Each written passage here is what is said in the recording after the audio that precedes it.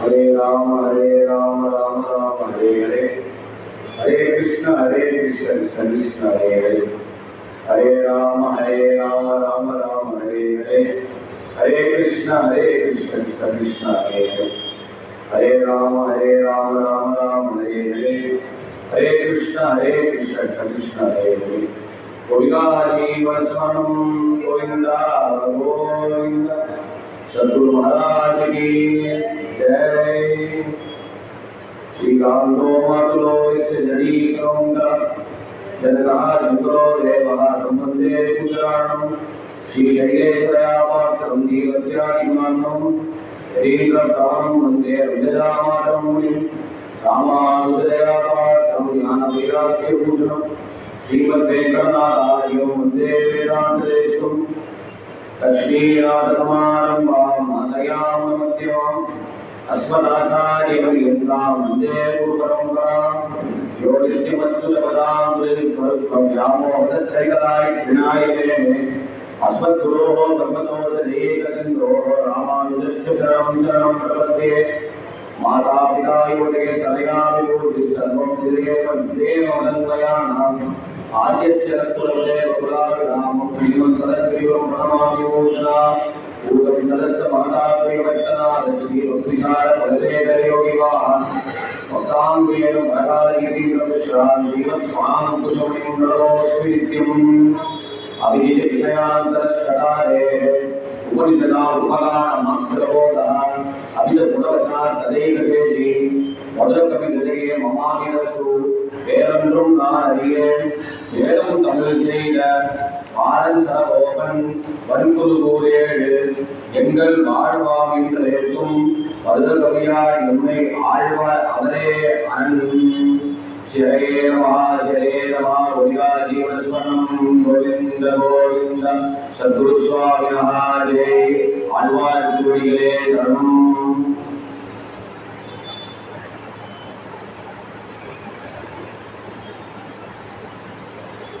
சிவப்படியான பகவானோட பரமானத்தை தரிசனித்தால் சத்குருநாதால் அமர்ந்ததையால் நமக்கு 4000 திவ்ய பிரபந்தத்தை ஸ்வர்ணமான வாக்கிய கொடுத்திருந்தார். அது 4000 திவ்ய பிரபந்தமோட விசேஷம் என்ன நம்ம கேட்கிறோம்னா பெருமாளோட திவ்ய குணங்கள். அதுல முக்கியமா 108 திவ்யதேசங்கிற மங்களாசாசனம் பண்ணிய ஒரு நூல் 4000 திவ்ய பிரபந்தம். அது எதுக்கு நம்ம கொடுத்துருக்காருன்னா பாமர ஜனங்களுக்கு போய் சேரணும், அதுக்கோசரம் பகவான் கொடுத்துருக்காரு. அதனால ஒரு பாகவதம் இருக்கு, ராமாயணம் இருக்கு, எல்லாமே இருக்கு. ஏன்னா பாகவதம் ராமாயணம் பெருசுதான். வந்த பாமர ஜனங்களுக்கு போய் அங்கேயே சேரணும்னா அதுக்கு பாஷை முக்கியம், மொழி முக்கியம். ஏன்னா பாகவத ராமாயணம் ஏன் படிக்கலன்னு கேட்டா சம்ஸ்கிருதம் இருக்குப்பா, எனக்கு வராதுப்பா அப்படின்னு சொல்றவான இது இருக்கா? அந்த சொல்றவரை இந்த பக்கத்துல ஆடியன்ஸ் பக்கத்துல ஏற்கிறோம்னா 4000 திவ்ய பிரபந்தம் தமிழ்ல இருக்கு. அதே பகவானோட குணங்களை பத்தி தான். அந்த பகவான் குணங்கள் என்ன பாகவதத்தையும் ராமாயணத்தையும் சொல்லப்பட்டதோ அந்த பகவானோட தத்துவத்தை 4000 திவ்ய பிரபந்தத்துல இருக்கு. அப்படின்னு 4000 திவ்ய பிரபந்தத்துல பார்த்தா 12 ஆழ்வார்களோட அறிவிச்சு, அந்த 12 ஆழ்வார்கள் 11 ஆழ்வார்கள் எல்லாம் பெருமாளையே பாடியிருக்காரு.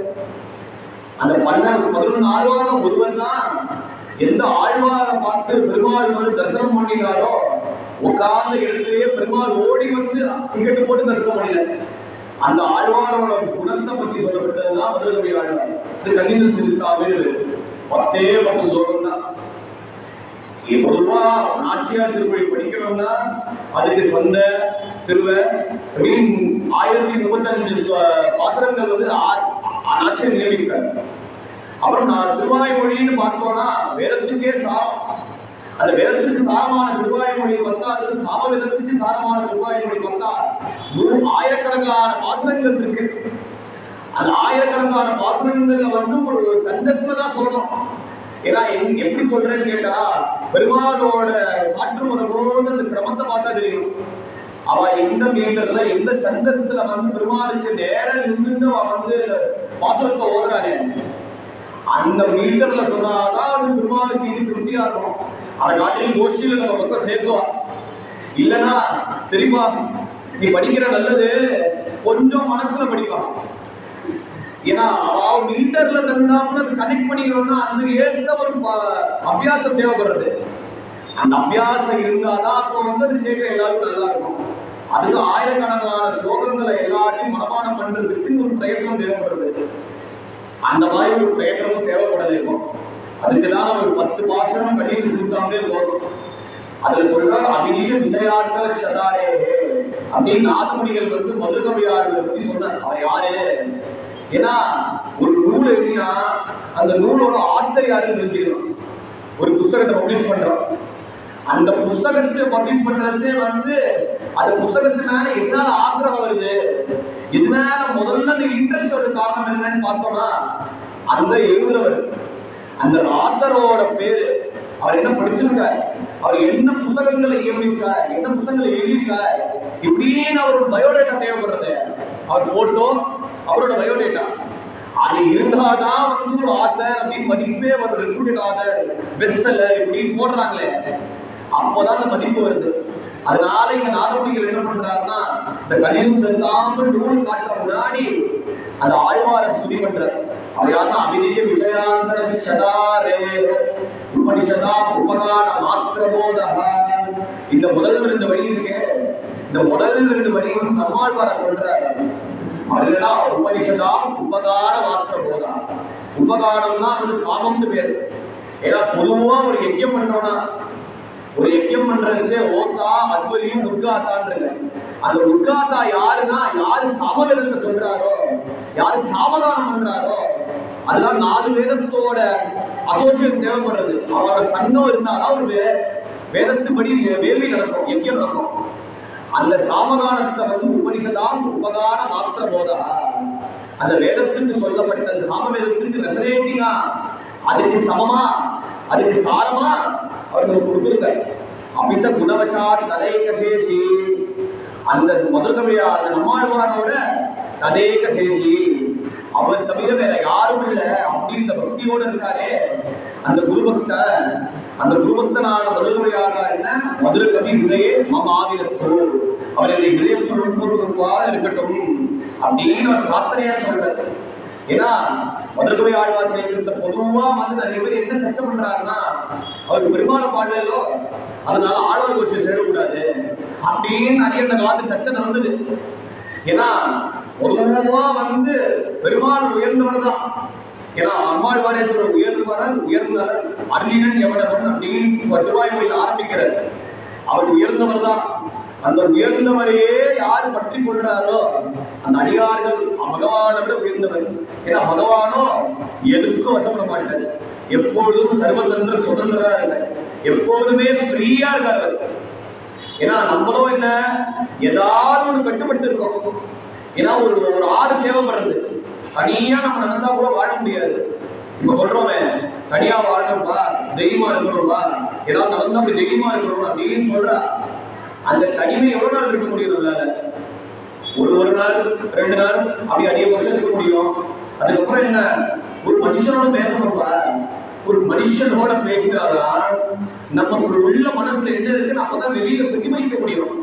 இல்லையா விட்டு கொடுத்து ஓட வேண்டியதுதான். இப்படியே ஒரு சாதாரண ஒரு ஆளுக்கே ஒரு மனிதனுக்கே இவ்வளவு தேவைப்படுறது. ஆனா பகவானோ என்ன அதெல்லாம் ஒன்றும் கிடையாது. நீ அர்ச்சனை பண்றியோ, நீ புஷ்பம் போடுறியோ, நீ அவருக்கு தீபாவளி கட்டுறியோ, அவர்கிட்ட தலையெழுத்தா எடுத்துக்கிறதுக்கு அவருக்கு என்ன பார்க்கிறார்? பாவகிராகி பாவத்தை பார்க்கிறார். இந்த பாவத்தை நீ கொடுத்தா அவரை ஏற்றுக்கிறார். நம்ம குழந்தை அர்ச்சனை பண்றாரு, நம்ம குழந்தை தெய்வாராதனை பண்றாரு, நம்ம குழந்தை அழகா வேடத்துல வந்து சண்டை சொல்றாங்க, நம்ம குழந்தை திருவாரூரை சொல்றாங்க. அந்த அர்ச்சனை அந்த ஆக்கிரத்தை பார்த்து பகவான் அனுகிரகம் பண்றாரு.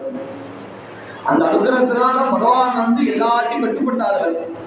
ஆனா அவரை கட்டுப்படுத்துறதுக்கு அதிகாரம் தேவைப்படுது. ஏன்னா நம்மளால சுதந்திரமா ஒரு சுவாமியை ஆராதனை பண்ண முடியாது.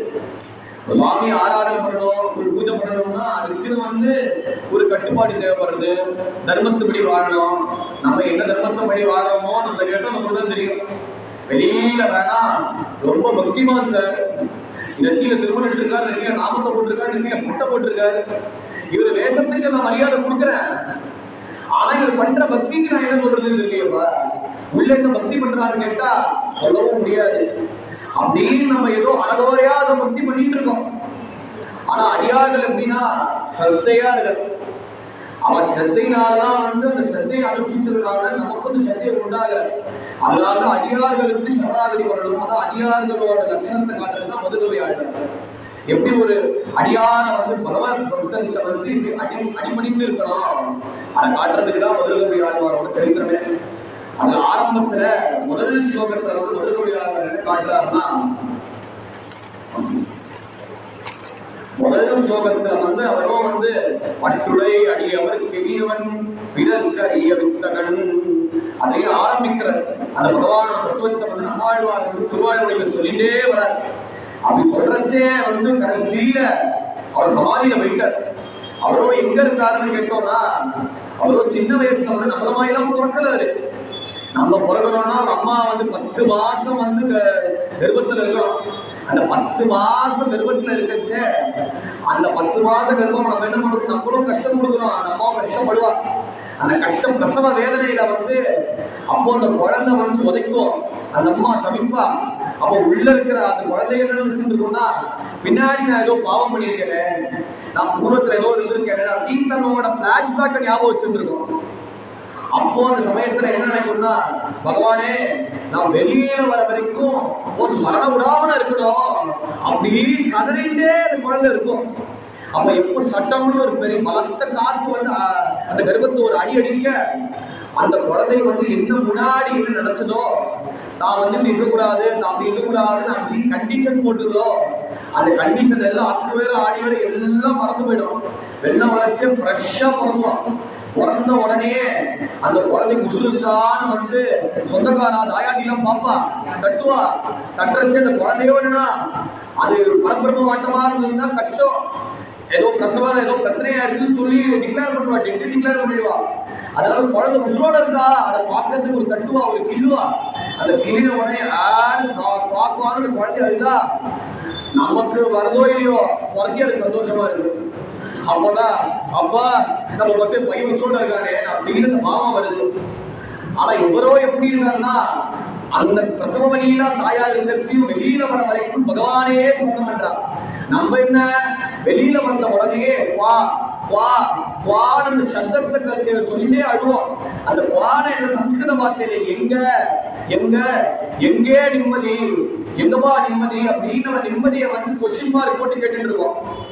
அப்படின்னு சின்ன வயசுலயே நடக்கும். வயசாயினா ரெகக்னிஷன் தேவைன்னு அவசியம் இல்லை. கை குழந்தையா இருக்கிறச்சே வி சீக் ஃபார் ரெகக்னிஷன் அப்படின்னு நம்ம சின்ன வயசுலயே பார்த்துட்டு இருக்கோம். இவரோ எப்படி இருக்காருன்னா, சின்ன வயசுலேயே சுவாமியே ஸ்மரணம் பண்ணிட்டு இருக்காரு, எப்போதுமே பகவத் தியானத்திலே இருக்காரு. அதனால இவர் சட்டம்ங்கிற காத்து அடிச்சு அதுலே தவறாம இருந்தாரே, காரணம் பேர அவர் சட்டகோபனா இல்லை. அந்த சட்டகோபன் சமாதி ஸ்திதியில இருந்தார். நானும் விவரம் சின்ன வயசுலேயே புளிய மரத்துல இருந்து பகவானே தியானம் பண்ணிட்டு இருக்காரு. அப்போ மதுரகவி ஆழ்வார் எப்படி இருந்தாருன்னா, பகவானை தேடுறதுக்கு கொலைகளுக்கு போய் பிரயாணம் பண்ணினார்.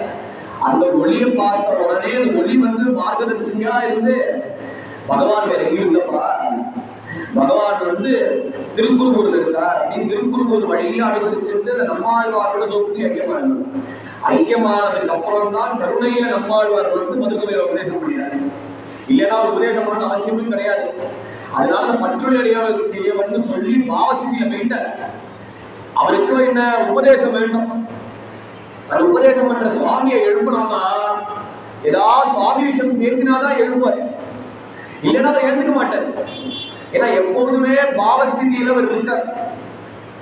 அந்த பாவஸ்திதியில கலையாம இருக்கணும். இன்னொரு என்ன, அவருக்கு இந்த ரசத்தை வாங்கிக்கணும். அந்த ரசத்தை வாங்கிக்கணும்னா பாவ விஷயமா பேசினா அவன் மடக்க முடியும். அச்சு பிச்சு ஏதாவது பேசினோன்னு அவன் உழிக்கவும் மாட்டார், நமக்கு அந்த உபதேசமும் கிடைக்காது. அதனால எடுப்புல முதல் மாசம் ஆரம்பிக்கிறார். கண்ணிலும் சிறு தாமினார் கட்டுண்ணம் பண்ணிய பெருவாயன் என்னப்பனில் நன்னித்தின் குருதோர் நம்பி என்றார் அன்னிக்கு அமுதூரும் என்னாவுக்கே கண்ணிலும் சிறு தாமினார். அந்த முதல் வழியில் என்ன ஆரம்பிக்கிறாரா, தாமோதரையிலே சொல்ற பெருமாளோட தாமோதரையில கண்ணபிரான் தாமோதரையில. அப்போ யசோதை வந்து உடலார கட்டணும்னு பகவான் வந்து கட்டுண்ணம் பண்ணிடணும்னு பிரயாசம் பண்ணி நான் ட்ரை பண்ணார். ஒண்ணும் பண்ண முடியல. ஏன்னா பகவானோ கண்ணனோ பயங்கரமா சேட்டை பண்ற. எப்படிதான் அதை அவனை வந்து இந்த சேட்டைக்கு முற்றுப்புள்ளி கொடுக்கணும், அதனால இவங்க ஒரு இடத்துல கட்டி போட்டாதான் சரியா இருக்கும். எப்படி ஒரு டீச்சர் ஒரு பையனை வந்து சிக்ஷை பண்ணணும், ஒரு பையனோட சேட்டைக்கு முற்றுப்புள்ளி கொண்டு வரணும், வந்து பனிஷ் பண்ணணும், ஓரமா வெள்ள நில்லுன்னு சொல்லுவாரோ, அந்த மாதிரி யசோதை வந்து பகவானை பனிஷ் பண்ற. இவர் பனிஷ்மெண்ட்டுக்கும் வந்து என்ன ரியாக்ஷன் கொடுக்கணும்னு தெரியல. ஏன்னா இவருக்கு சுவாபாவிகமா இவர் சுபாவத்துல பயமும் கிடையாது. ஏன்னா விளையாட்டுல அசுரரை வளம் பண்ற புள்ளிங்காய் நீண்டானே பொல்லாய் அத்தனை கிள்ளி கரைத்தாய் கீர்த்திமை பாடி போன அப்படின்னு ஆட்சியார் கொண்டாடுற மாதிரி புள்ளின் வாய் கீண்டானே. இவர் மகாசுரோட வாயை வந்து ரெண்டா பிறந்தார். அப்புறம் திருநாவர்த்தனை ஒரு உதனால உதச்சார், சகடாசுரன் ஒரு உதனால உதச்சார். திருநாவர்த்தனை வந்து தன்னோட சக்தினாலே தன்னோட வெயிட்டினாலே சமாப்தி பண்ணிட்டார். எப்படின்னு விளையாட்டா அசுரர்களை வந்து சம்ஹாரம் பண்றதுனா இவருக்கு பழக்கம், இவரோட வழக்கமே. ஏன்னா இவர் எதுக்கு வந்திருக்கார்? பூமாரத்தை சேவம் பண்றதுக்கு தான். அந்த பூமாரத்தை சேவம் பண்ண வந்தவருக்கு சுவாபாவிகம் பயம் வரவே வராது.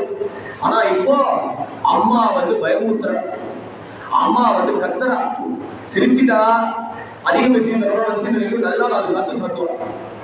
அதனால அம்மாவுக்கு கட்டுரை பண்ணியதா இருக்கிறோம்னு பார்த்த உடனே சுவாரஸ்யமா சொல்லுவா, எல்லா ரசங்கள் இருக்கு, நவரசங்கள்ல வந்து எல்லா ரசங்களும் வந்து பகவான் இருக்கிறது.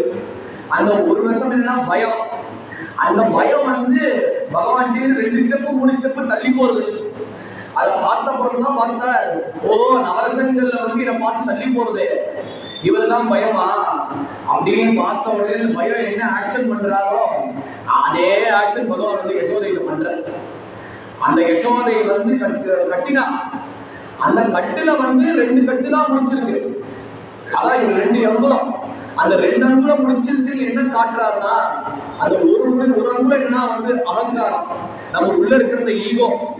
அப்புறம் இன்னொன்று என்ன மமக்காரம், அந்த பொசசிவ்னஸ்.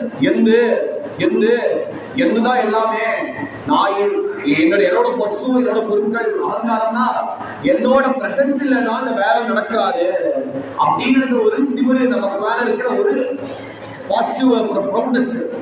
இதை 2 நாளா வந்து பகவானை கட்டுண்ணம் பண்ண முடியாது. அதனால யசோதை வந்து எப்படியோ பகவானை வந்து கட்டி வசப்படுத்திட. ஏன்னா பிரேம, அந்த பிரேமையினாலதான் அவனை வசப்படுத்த முடியும். அதை காட்டுறதுக்கு தான் கண்ணியும் தாம்பினால் கட்டுண்ணம் பண்ணிய பெருமாயன் உன்னை எப்படி கட்டுப்படுத்தினா, என் பிரேமையினால அன்புனால சுவாமியோட கட்டுப்படுத்தின. என் அப்பனில் நம்பி தென்புறவோர், அவன் யாருன்னா என் அப்பனன், என் அம்மாழ்வார், என் குருநாதர். எனக்கு பகவானோட லீலையை சொன்னாலும் பகவான் மேல ஆற்றல எனக்கு வரல. ஏன்னா பகவானாகவும் நீதானே இருக்க, ராமராகவும் கிருஷ்ணராகவும் நீதானே எடுத்தாப்புல இருக்க. அந்த ஜோதிடானே வந்து தரிசனம் காட்டி கொடுக்குது. வேற என்ன தெய்வத்துக்கு பின்னாடி நாயே அண்டி போனோம். அதனால என் அப்பனில் நம்பி தென்குருகோர், அவர் எங்க இருக்காருன்னா என் தென்குருகோர்ல இருக்கார். நம்பி என்றால் அன்னைக்கு அவதோறும் என்னாவுக்கே. எனக்கு முக்கியமா என்ன சொல்லணும்னா, அவர் நம்பியா இருந்தாலுமே அவர் வாக்குறதுக்கு அமுதம் இருக்கு. அந்த அமுதம் வந்து என் நாவுக்கே, என் நாக்குக்கு எதிரான அமுதத்தை நான் வந்து பெறுகிறேன்னா அந்த நம்மாழ்வாரோட குணங்கள், இந்த நம்மாழ்வாரோட ரூபம், அந்த நம்மாழ்வார் எந்த பகவானை கொண்டாடுறாரோ அந்த உபதேசங்கள், அந்த திருவாழ்வழி போன்ற பிரபந்தங்கள் தான் முக்கியம். அந்த பிரபந்தங்கள்னால்தான் அதுக்கு ஆதரத்தை உண்டாகிறது அப்படின்னு அன்னைக்கு அவதோறும் என்னாவுக்கே அப்படின்னு முதல் வசனம். 2ஆவதுல வந்து அந்த இனிப்பு எப்படி இருக்குன்னு ரசத்தை ஆரம்பிக்கிறார். நாவினால் நவின்று இன்பமெய்தினேன் மேவினேன் அவன் பொன்னடி மெய்மையே தேவு மற்றறியேன் குருவோர் நம்பி பாடிசை பாடிக்கிறேன். அதில் நாக்கோட ரசத்தை சொல்ற. அந்த நாக்கு என்ன, நாவினால் நவின்று இன்பம் எய்கிறேன். அந்த அமுதம் எப்படி இருக்குன்னா எப்பொழுதும் இன்பத்தை கொடுக்குறது. ஏமா அது அமுதம் இன்பத்தை தான் கொடுக்கும், வேற எதை கொடுக்கும். அதனால அமுதம் இன்பத்தை கொடுக்கறது இந்த மாதிரி இன்பத்தை கொடுக்கறதுனா ஒரு குலாப் ஜாமுன் ஜிலேபி சாப்பிட்டா மாதிரி இன்பம் கொடுக்கல. அந்த குலாப் ஜாமுன் ஜிலேபி இருக்குன்னா இப்ப சாப்பிட்டா ஒரு 1/2 மணி நேரம் 3/4 மணி நேரம் இனிப்பு வந்து மெயின்டைன் ஆகும். அதுக்கப்புறம் என்ன, இன்னொரு வேணும்னு கேட்கும். அப்புறம் 3 4 வாயை போட்டுதான் வயிறுக்கு வந்து ஒரு இடம் போட்டுட்டோம். அது எவ்வளவு போதும்பா, இதுக்கு மேல என்னால சாப்பிட முடியாது, பல்லெல்லாம் வலிக்கிறதுப்பா அப்படின்னு ஒரு அலுப்பு வரும். இந்த இன்பம் எப்படி இருக்குன்னா பெற்றின்பமா இருக்கு. பெற்று கூட சின்னதான், பெற்று கூட ரொம்ப கம்மிதான். இதை விட ஆனந்தமா இருக்கு இன்பம். அது எந்த அளவுன்னு வாயாவே சொல்ல முடியாது. இன்பம் மெய்மையே மேவினேன் அவன் பொன்னடி மெய்மையே. அதுல முக்கியத்துவம் என்னன்னா அவன் பொன்னடி மெய்மையே. நான் யார அவனோட திருவடியை கெட்டியா பிடிச்சுக்கிறேன்னா அவனோட திருவடி. அவரோட திருவடியை பிடிச்சிருந்தா அந்த அமுதத்தை விட வேற எந்த அமுதமும் உலகத்துல கிடையாது. ஏன்னா வேதமே சொல்றது சரணம் பவித்திரம் இதகம் புராணம் ஏன பூத்த ஸ்தரதிஸ்துதாரி ஏன பவித்ரேன சுத்தேன பூதா அதி பாப்பானவராதிந்தரேன அப்படின்னு வேதம் சொல்றது. சரணம் பவித்திரம் இதகம் புராணம். அந்த திருவடி என்னன்னா ஏன பூத்தகா தரதிஸ்துதாரி. நம்ம உள்ள இருக்கிற அந்த கசடுகள்லாம் அத்தனை எழுத்துறோம். அது என்ன பவித்திரம் பண்ணா சுத்தேன பூதா அதி பாப்பானம். நம்மளை எல்லாரும் சுத்தப்படுத்திடும். இந்த சுத்தப்படுத்துறது அப்படின்னா நம்ம சுத்தப்படுத்தினா மறுபடியும் பாவம் பண்ணுவோமே, பாப வாசனை இருக்கு. அந்த பாப வாசனை நம்மள பாவத்தை செய்ய வைக்கவே. அதி பாப்பானம் அராஜியம் தரையவன் நம்மள உள்ள இருக்கிற பாவத்தையும் எடுத்துரும். அந்த பகவானோட சரணம், அந்த பகவானுக்கு சரிசமான சரணம் தான் நம்மாழ்வார் சரணம். அந்த நம்மாழ்வாரோட ஸ்ரீ பாதுகை ஆசிரிச்சா தேவ மற்ற அறியேன் குருநூர் நம்பி. வேற எந்த தெய்வமும் கண்ணுல படல. ஏன்னா நம்மாழ்வார் தவிர வேற எந்த தெய்வமும் படல. நான் எந்த தெய்வமும் ஏத்துக்க மாட்டேன்றாரு ஸ்பஷ்டமா. ஏன்னா குருநாதரே போதும். அந்த குருநாதர் தான் நம்ம வந்து திருப்தி பண்ணிக்கொள்வார். ஆனா பின்னாடியே சொல்ல போவார் செயல் நன்றாக திருப்தி பண்ணிக்கொள்வார் அப்படின்னு. நம்ம செயல் ஒருவேளை சரியா செய்யலையா பகவான் வந்து பகவானோ என்ன பாவ புண்ணியத்தை படி நம்மளை பார்க்கிறார். ஆனா குருநாதர் எப்படி இருக்காருன்னா இவன் பாவமா இருந்தாங்க அப்படி சேர்த்து சுதுராச்சாரம். இது எப்பேற்பட்ட பாப்பியா இருந்தாலும் எப்பேற்பட்ட ஆச்சாரத்துல வந்து நல்லவனா கெட்டவனா இருந்தாலும் வந்து பகவான் என்ன பண்ற ஆச்சாரம் என்ன பண்றாருன்னா சரிப்பா நீ எப்படி வேணா இரு, நான் அவனை ஒழுங்குதும் கைவிட மாட்டேன் அப்படின்னு நமக்கு அந்த அஸ்வரன்ஸ் கொடுக்குறாரு. அதனாலதான் நமக்கு பகவத் சம்பந்தமே ஏற்படுறது. பகவானோட சம்பந்தம் ஏற்படணும்னா அவன் ஆச்சாரத்துபடி வேதத்துபடி தர்மத்துபடி சாஸ்திரத்துபடி ஒழுங்கா இருக்கணும். அப்படி இருந்தாதான் சுவாமியை வந்து அவன் புரிஞ்சு கொள்ள முடியும், சுவாமியோட சம்பந்தம் ஏற்பட முடியும். நம்மளும் என்ன நம்ம எதுவுமே சுத்தம் இல்லை, நமக்கு ஒருத்தர் தேவைப்படுறது பகவானோட சம்பந்தம் ஏற்படுறதுக்கு. எப்படி நம்ம வந்து சுயமா வந்து வெங்கடாச்சலத்துக்கு பூஜை பண்ண முடியாதோ அதுக்குன்னு ஒரு ஆச்சாரியன் ஒரு அர்ச்சகர் தேவைப்படுறதோ, அதே ராமாயணத்துல வந்து தசரதர் வந்து புத்திரகாமேஷ் யாகம் பண்றார். அந்த புத்திரகாமேஷ் யாகத்துல வந்து அங்கேன்னு ஒரு திவ்ய புருஷன் வந்தார். அந்த திவ்ய புருஷன் வந்து ஒரு பாயசத்தை கொடுத்தார். அந்த பாயசத்தை ரிஷசிங்கர் வாங்கி தசரதருக்கு கொடுத்தார். இதுல என்ன காட்டுறதுன்னா தசரதர் வந்து ஆச்சாரம் நிஷ்டர், அதுக்கு ஆச்சாரம் நிஷ்டர் அவருக்கே டைரக்டா கொடுக்க மாட்டார் அப்படின்னு நமக்குள்ள கேள்வி வரும். ஆனா ரிஷசிங்கரோட மகிமையை வந்து மேல சொல்றார். அவரை யாருன்னா தபஸ்னாலே வந்து ஒரு பூமியை ஒரு நாட்டை வந்து மழை பொழிமுடியா பண்ணார். அப்பேற்பட்ட சாதுவோட ரிஷிலிங்கரோட பிரசாதத்தினால கிடைச்சா தசரதரோட திருக்குமாரோட ராமர் அவதாரம் பண்ணுவார். அது காட்டுறதுனால பாகவத சம்பந்தம் சொல்றேன். அந்த பாகவத சம்பந்தத்தினால் இவர் சொல்றான் தேவு மற்ற அறியேன் குருநூர் நம்பி. எனக்கு நம்மாழ்வார தெய்வமா பண்ற, எனக்கு தெய்வமா பண்றதுனால எழுத்தாப்புறம் வெங்கடாச்சலபதி வந்தா, ரங்கநாதர் வந்தா, ரங்கராஜன் வந்தா எனக்கு பெருசா தெரியாது. ஏன்னா வெங்கடாஜலபதியாகவும் ரங்கராஜனாகவும் என் சுவாமிதான் இருக்க. அதனால பாடி இசை பாடி திருவேனே என்னோட சொதர்மம் என்னன்னா அவரை பத்தி பாடுறதுதான் என்னோட சொதர்மமே. அதுக்குதான் அந்த நாவோட அமுதம். இந்த நாக்கோட அமுதம் என்னன்னா நம்மாழ்வாரோட குணங்கள், நம்மாழ்வாரோட உபதேசங்களை வந்து லோகத்து முழுக்க பிரச்சாரம் பண்றதுதான் என் கடமை. அதை சொன்னார். அப்புறம் மேல வந்து அவரோட செயலை சொல்றார். திரி தந்தாகியும் தேவ பிரானுடைய கரிய கோல திருவுக்கான் பண்ணால் பெரிய பண்புருகூர் நகர் நம்பி ஆளுரியனாய் அடியேன் பெற்ற நன்மையே. அவர் செயல் வந்து நல்லதா இருக்கு அப்படின்னு சொல்ற, எக்ஸ்பிளைன் பண்ற. மூணாவதுல வந்து இங்க சில பேர் சொல்லுவான் இங்க என்ன சொல்றாருன்னா பகவான் வரார். இவரோட பக்திக்கு நம்மாழ்வார் வசப்பட்டாரோ இல்லையோ, அது நம்மாழ்வார் எந்த பகவான் வந்து நம்மாழ்வாரை சேமிப்பாரோ, என்னை பத்தி பாடு அப்படின்னு எல்லா திவ்யதேச பெருமாளும் வந்து தரிசனம் பண்ணுவாரோ, அந்த பெருமாள் வந்து முதல்வர் அவரை நோக்கி வர எப்படி இருக்காங்க, திரி தண்டாகிலும் தேவப்பிரானுடைய அவர் ரூபம் எப்படி இருக்குன்னா கரிய போல திருவுக்காணும் தான். அவர் கரிய மன்னனா இருக்கு.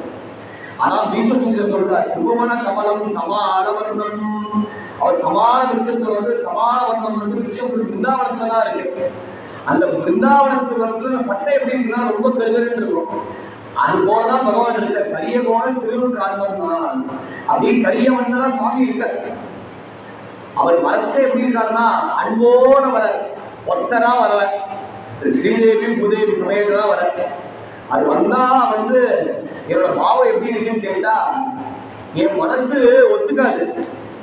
ஏன்னா 2 மாசத்துல நான் சொன்னேன் தெரு மற்ற 7 குருவூர் நம்பி பாடி திசை பாடி திருவேலை. அதனால நம்மளோட தவிர வேற எந்த குரு ஒத்துக்க மாட்டேன், எந்த சுவாமியை ஒத்துக்க மாட்டேன்னு எனக்கு அவர் தான் தெய்வம். சரி, அந்த பகவான் வந்து சந்தோஷப்பட்டு கண் முன்னாடி வந்தா என் பாவம் எப்படி இருக்கும் அப்படின்னு பரீட்சை பண்ணா, பகவானே பரீட்சை பண்ணா என் பாவம் எப்படி இருக்குன்னு காட்டுற. அதனால வந்து புறக்கணிக்க மாட்டேன், நிராகரிக்க மாட்டேன். சுவாமி வந்தாரே அப்படின்னு உள்ள போயிடலாமே அப்படின்னு இந்த பாவம் இருக்காது எனக்கு. ஏன், நம்மாழ்வார் வந்து ஆழ்வாருக்கு செல்லமானவர். அந்த ஆழ்வாரோட மனசு நோக்கக்கூடாது. நான் புறக்கணிச்சா ஆழ்வார் மனசுக்கு கஷ்டம் ஏற்படும். ஏன்னா என் சிஷ்யனுக்காகவே சுவாமியை வந்து முன்னாடி வர வச்சேன், அவர் எப்படி புறக்கணிக்கலாம் அப்படின்னு அந்த ஆழ்வாருக்கு மனசுல வந்து ஒரு கிளேஷம் ஏற்படும், வருத்தம் ஏற்படும். அந்த ஆழ்வாரோட மனசு வருத்தம் ஏற்படக்கூடாதுக்காக நான் பெருமாளை நிச்சயம் தரிசனம் பண்ணுவேன். அந்த பெருமாளை தரிசனம் பண்றதை காட்டியும் இந்த பெருமாள்கிட்ட வந்து நான் என்ன சொல்லுவேன்னா, பெரியவன் குருகோர் நகர் நம்பிக்கை ஆள் உயனாய். பெரியவன் குருகோர் எனக்கு பக்கத்துல இருக்காரே, அவர் எங்க இருக்காருன்னா பெரியவன் குருகோர் அப்படின்னு பெரிய கஷேத்திரமான திருக்குறுகூர்ல நகர் நம்பிக்கை ஆள் உயனாய். இங்க பெரியன்னு சொன்னோம்னா பெருமாள் விட உயர்ந்தவர் அவரு, அதெல்லாம் பெரியவர் அப்படின்னு சொல்லுவாங்க. ஏன் ஒருத்தர பெரியவர்னு சொல்லுவோம்னா, பெரியவா அப்படின்னா எழுத்தாப்புல இருக்கிறது வந்து நம்ம வயசு காலத்துல விட பெரியவர், ஞானத்துல பெரியவர். அப்படி இருக்கிறவனால ஒரு பெரியவா மரியாதை வருது. ஆனா பகவான் வந்தாலும் என்னை விட மரியாதை இருக்கிறவர் யாருன்னா, என்னை விட மேஸ்டால் இருக்கிறவர் யாருன்னா நம்ம நம்மாழ்வார் தான். நகர் நம்பிக்கை ஆள் உயராய். அவரோட அடிமை நான், அவரோட அடிமையா இருக்கிறது தான் அடியேன் பெற்ற நன்மையே. அதெல்லாம் உலகத்திலே நல்லதுதான். ஏன்னா நம்ம மனசு யாருக்கு சமர்ப்பணம் பண்ணுறது தெரியாது. நம்ம மனசு எல்லாரும் ஆலோசனை பண்ணிட்டு இருக்கோம், ஏதாவது விஷயம் பேசிட்டு இருக்கோம். ஏன்னா நம்ம பேசும் 1 மணி நேரம் பேசணும்னு, நடுவுல வந்து ஜனங்களை கவரணும், நடுவுல வந்து ஒரு என்டர்டைன்மெண்ட் பண்ணணும். அதுக்குன்னு சில பேர் ஷெட்யூல் போடுவான். இத்தனை வேற விஷயம் பேசுறோமோ இல்லையோ, நடுவுல ஒரு ஜோக்கு கொண்டு வந்துருப்பாங்க, ஒரு ஆசியத்தை கொண்டு வரணும். ஒரு ஆசியத்தை கொண்டு வந்தா வந்த ஜனங்களை எல்லாரையும் கவரணும் அப்படின்னு என்டர்டைன்மெண்டா வந்து சொல்றது உண்டு. ஆனா என்ன, நம்ம மனசு கவராது. அது அப்படி சொன்னா அந்த விஷயத்துக்கு வந்து ஒரு சின்ன இம்பார்ட்டன்ஸ் தான் வரும். அந்த ஜோக்குல, அந்த பரிகாசத்துல இப்படி சொன்னார் அப்படி சொன்னார் அப்படி வந்து ஒரு அது மேல வந்து கான்சென்ட்ரேஷன் வேணும். அப்போ விஷயத்து மேல மனசு போகாம அந்த ஜோக்கு மேல ஆசிரியர் மனசு போயிடும். அப்படிதான் நம்ம மனசு இருக்கு. ஏன்னா ஒரு பாலும் தண்ணி கொடுத்தா அந்த அன்னபட்சி வந்து எப்படி பாலை மாத்திரம் நீக்குமோ நமக்கு அந்த இதுவும் தெரியாது. நம்ம பால் தண்ணி கொடுத்தோம்னு நம்ம தண்ணியெல்லாம் எடுத்துக்கோம், பாலை ஒரு ரூபாய் கொடுக்க மாட்டோம். அப்படியே வந்து நம்மளோட புத்தி அப்படிதான் இருக்கு. அந்த புத்தியோட முற்றுமொழி எங்கன்னு தெரிஞ்சதுன்னா குருவோட சரணம். அந்த குருவோட சரணம் வந்து யாரோட தன்னோட ஹிருதயம் வந்து படுறதோ அந்த பட்ட மாத்திரத்திலேயே வந்து நம்ம புனிதமாயிடும், பவித்திரமாயிடும். அதுதான் வந்து பகவான் சொல்ற. அந்த பக்தர்கள் யாருன்னா, ஏவம் நந்தா சௌப்ரிய நாம பிரீத்யா ஜாதாடுநாதா நிரசந்த குச்சையே அசஞ்சதோ ரோதி ஔதிகாயகி உன்மார்கதோ நித்திரி லோகபாக்கியா ஏவம் நந்தா சௌப்ரிய நாம பிரீத்யா. அந்த அடியர்கள் எப்படி இருப்பானா, பகவான்கிட்ட வந்து அன்பா பாடுவார். வேற எதுவும் எதிர்பார்க்க மாட்டேன்.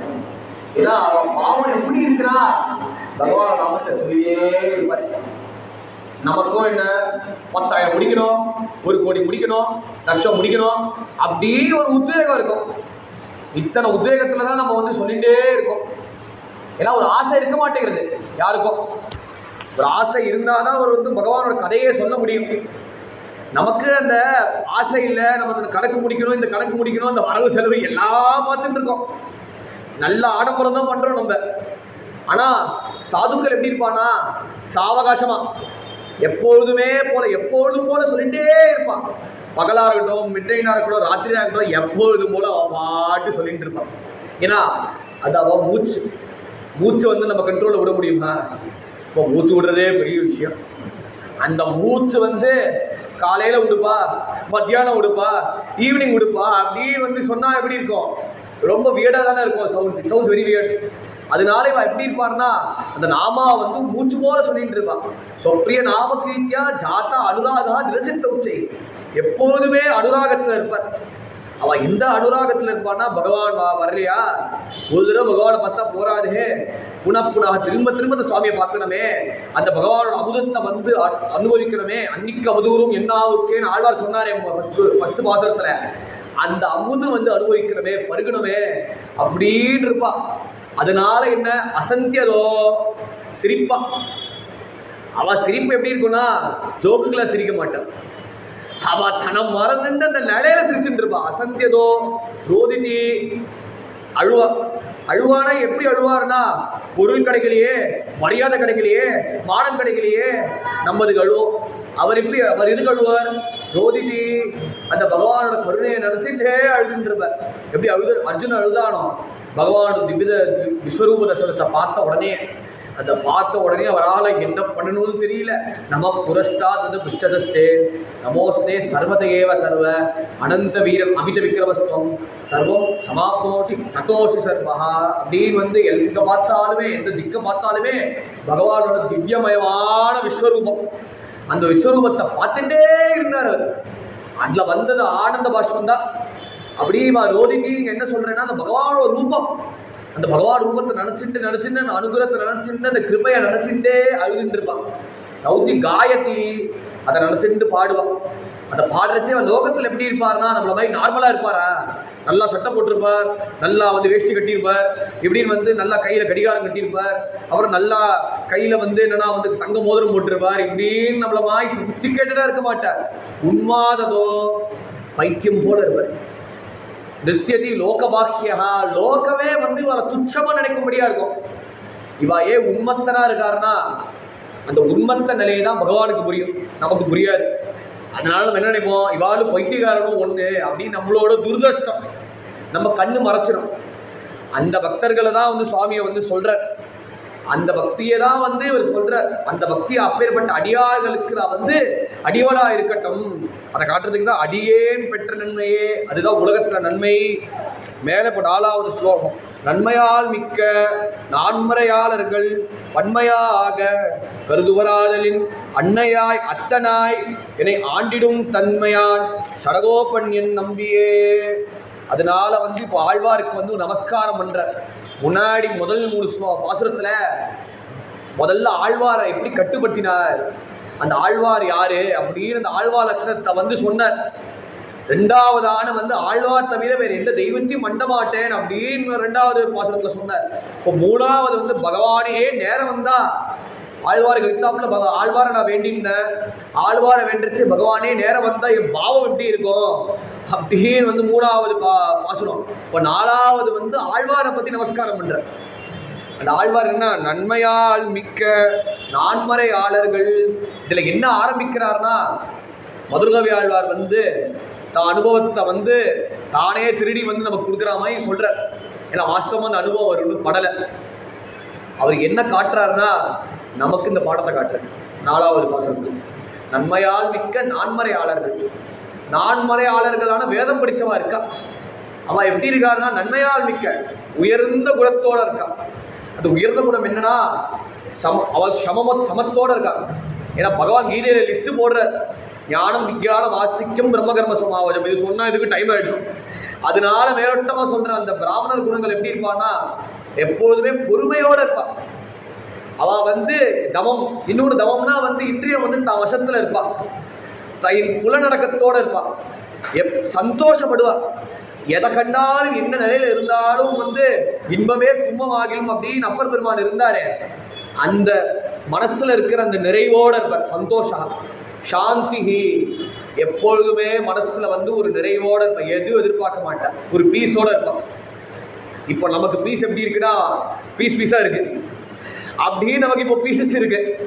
அந்த பீஸோட எப்பொழுதுமே இருப்பார். சாந்தி ஆர்ஜவம் முக்கியமான லட்சணம்.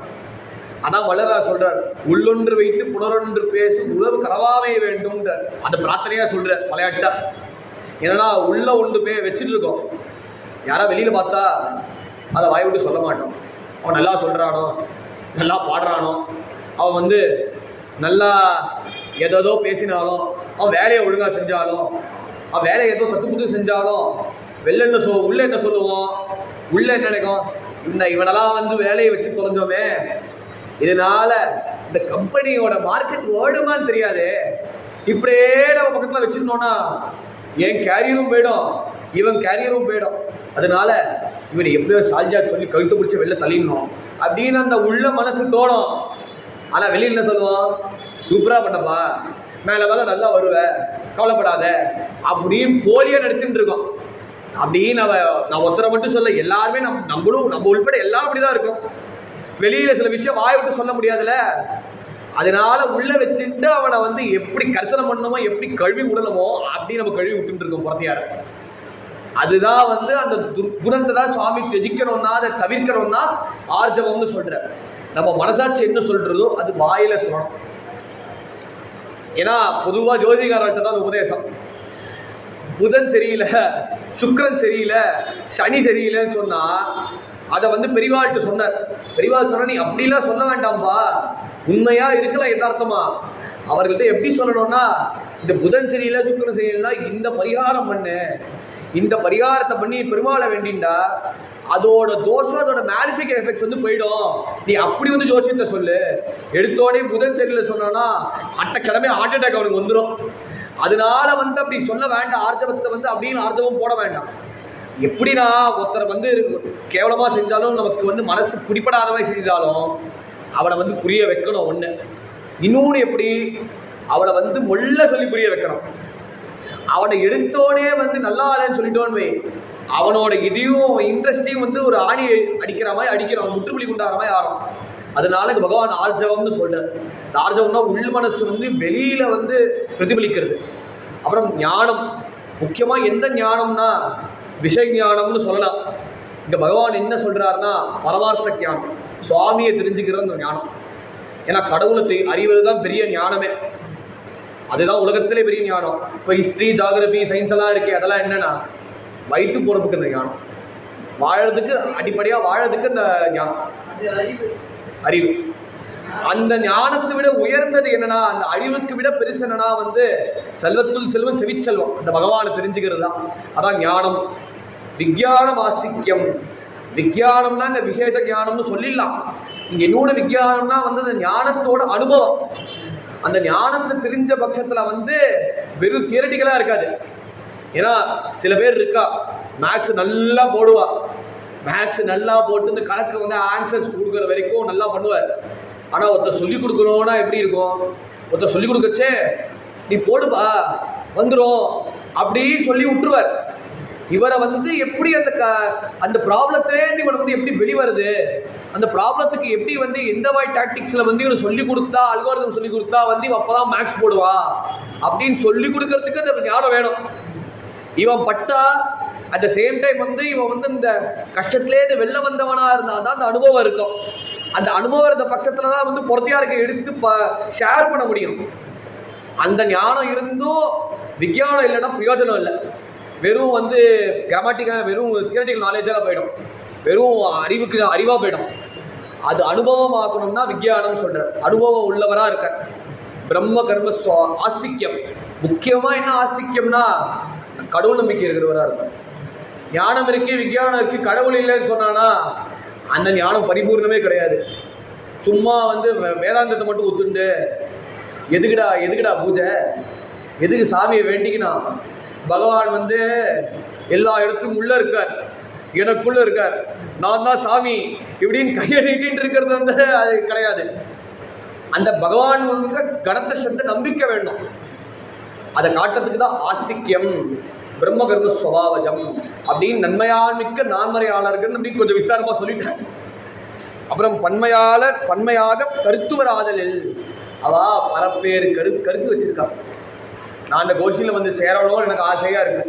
ஏன்னா எப்பொழுதுமே வேதம் சொல்லிட்டு இருக்கா. இவா வந்து வாழ்க்கை எப்படி இருக்குன்னா பகவானுக்காகவே வாடுறான். நம்மளும் என்ன நமக்காக வாழ்ந்துட்டு இருக்கோம். இவா சுவாமி நினச்சிண்டு நித்தியம் அந்த வேதத்தை அத்தியனம் பண்ணுறா. அந்த வேதமும் என்ன விசேஷம்னு சொன்னான்னா பகவானோட வாக்கு. எஸ் நிஸ்வசிதோ வேதான்னு வருது உபநிஷத்துல. அவரோட மூச்சு சுவாசமே வேதம். அந்த வேதத்தையே டெய்லி அத்தியனம் பண்ணுறா. சரி வேதம் இருக்கட்டும், சாயந்தர வேலை ஆயிடுச்சுன்னா தமிழ் வேதமான பிரபந்தத்தை அத்தியனம் பண்ணுறான். அந்த பிரபந்தத்தோட அனுபவத்தை கேட்டால் அன்னிக்க முழுவதும் என்னாவுக்கே அது தித்திப்பு தவிர வேற என்ன உண்டாகும். அந்த அமுதிலேயே அவன் வந்து குடிக்கொண்டு இருக்கான். திரும்ப திரும்ப திரும்ப திரும்ப அதையே குடிச்சுட்டு இருக்கான். அத்தகையான அடியார்களோடு நான் கூட இருந்தால் நல்லா இருக்கும் அப்படின்ற பாவத்தோடு இருக்கேன். ஆனால் அவள் என்ன பண்ணுறா? கருத்து வச்சிருக்கா, மேலே ஒரு அபிப்பிராயம் வச்சிருக்கா. ஸோ அவர் பார்த்து சொல்கிற, சுவாமி தேவரி இந்த கோஷ்டியில் வர வேண்டாம். ஏன்னா நீ முதல்ல இந்த தகுதி இருக்கணும்ப்பா. பகவான் அடையலாம், என்ன வேணால் பண்ணலாம். அந்த பகவானை அடையணும்னா அந்த பட்சத்தில் இந்த தகுதி இருந்தால் தான் சுவாமி அடைய முடியும் அப்படின்னு இவன் அட்வொகேட் பண்ணுறா. எனக்கு சரி வருமானு தெரியாது. அதனால நான் யாரை பிடிச்சிக்கிறது? அன்னையால் அத்தனார் என்னை ஆண்டிடும் தன்மையால் என்னை ஆள்ற ஒருத்தர் இருக்கார். ஏன்னா அவரோட புகழிட ஒருத்தர் இருக்கார். அவரை பிடிச்சுண்டா பகவானே பிடிச்ச மாதிரி. உங்க சாயம் தேவைப்படுறதும் அவசியம் சொல்ல முடியாது, தோஷம் கிடையாது. நான் அந்த தகுதி இல்லைப்பா. தகுதி இல்லாத பட்சத்தில் என் அங்கீகாரம் பண்றவர் ஒருத்தர் வேணுமே. அதுதான் என்னை ஆண்டிடும் தன்மையா என்னை ஆள்ற எனக்கு தந்தை ஸ்தானத்தில் இருக்கிறவர் சடகோபன்யன் நம்பியே. அந்த நம்மாழ்வார் யாருன்னா என் நம்பியே, என்னோட பெருமானவர் தான் அப்படின்னு பிரார்த்தனை பண்ற. மேல நம்பினேன் பிறர் நன்பொருள் தன்னையும் நம்பினேன் வடவாரையும் முன்னெல்லாம் செம்பொன் மாட திருக்குறுகூர் நம்பிக்கு அன்பனாய் அடியேன் சதித்தேன் நின்றே. அதனால அந்த நம்பிக்கை அடிமையா இருந்ததுக்கு காரணம் என்ன அப்படின்னு சொல்ற. முன்னாடி வந்து அன்னையா எத்தனாயர் ஆடிடும் தன்மையானார் சரகோப்பன் என் நம்பியேனர். எனக்கு ஏற்ற குரு வந்து நம்மாழ்வார்னு சொல்லிட்டார். அவர் முன்னாடி இப்போ என்ன சொல்றாருன்னா பூர்வத்தில் நான் எப்படி இருந்தேன்னு சொல்றாரு, ஃப்ளாஷ்பேக்கை சொல்றார். ஏன்னா குருவை சந்திக்கிறது முன் குரு சந்திச்சது பின் வந்து இப்போ வந்து வருது கதை. முன்னாடி நான் எப்படி இருந்தேன்னா மடவாரையும் முன்னெல்லாம் எப்பொழுதுமே நான் வந்து ஸ்திரீகளோட சங்கத்திலே இருந்திருக்கேன். ஏன்னா வாஸ்தவமா இல்லை அவர். இங்க நமக்கு என்ன காட்டுறாருன்னா என் மனசு எப்போதுமே ஸ்ரீசங்கத்தில் இருக்கு. அதான் அருணகிரியார் சொல்ற, தொண்டு கிழவனாய் பிறந்த அப்படின்னு தொண்டி சரியல்ல வந்து சொல்ற. அல்ல கிழவனாய் இருந்து தடி வச்சுருப்பாப்பா. தடி வைக்கிறச்சே இளம் பெண்கள்லாம் வந்து உன பரிகாசிப்பா. நீ எந்த பெண்களோட அன்போட அசத்தோட பழகிறியோ முன்னாடி வந்து இந்த ஸ்திரீகளோட பரிகாசிப்பா. அந்த சமயத்துல அன்ற யமபட்டர்கள் வருவா.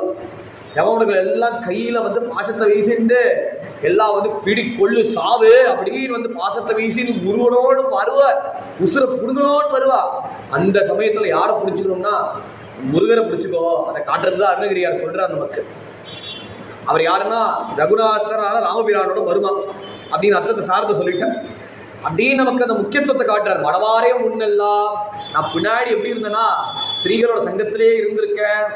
அதனால வந்து நான் வந்து அதர்மத்திலே இருந்திருக்கேன். எனக்கு இந்த வாழ்க்கை மேல ஒரு பிடிப்பே ஏற்படலை. பக்கா நாஸ்திகனா நான் இருந்திருக்கேன். அப்புறம் செம்பொன் மாட திருக்குறுகூர் நம்பிக்கை அன்பனாய். அதனால அவர் என்ன பண்றாருன்னா அவரோட கிருபா திருஷ்டியை வந்து என் மேல கிருபை சுடரேன்றாரு சந்திரன பூதியில. அவரோட கிருபா திருஷ்டியை வந்து என் மேல செலுத்தினார். அவரோட கட்டாட்சத்தினால அவரோட கண் பார்வையினால அவர் பார்த்த மாத்திரத்தில் என்ன ஆயிடுச்சுன்னா திருக்குறுகூர் நம்பிக்கை அன்பனாய் குருவோட அனுகிரகத்தை சொல்றார். அந்த குருநாதர் அனுகிரகம் பண்ணினா பகவத் கிருபா ரேஷ மாத்திரார். அந்த பகவத் கிருப்பையினால அது ஒன்றே போதும்.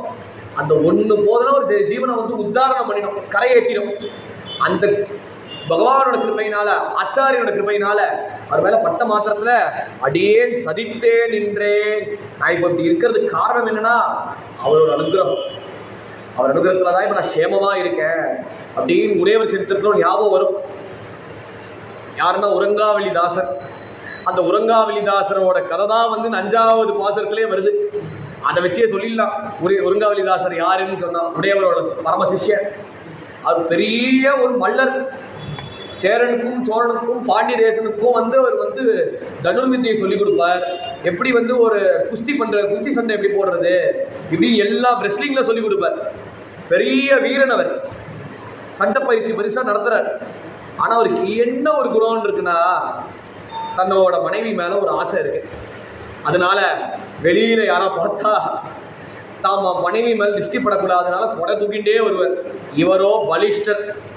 இவர் பலிஷ்டரா இருந்தும் அந்த ஸ்திரீக்கு தன் மனைவிக்கு ரொம்ப கோபலமாயிட்டார். ரொம்ப தான் மனசு பூவாட்டமாயிடுச்சு. அப்படின்னு தான் மனசு வளைஞ்சு அந்த தன் மனைவி சந்தோஷப்படுத்தும், தான் மனைவி அழகை பார்த்துட்டு யாரும் கண்ணு வைக்கக்கூடாதுன்னு அப்படின்னு கொடையை தூக்கிட்டே இவர் பாட்டுக்கு ரோட்ல போறார்.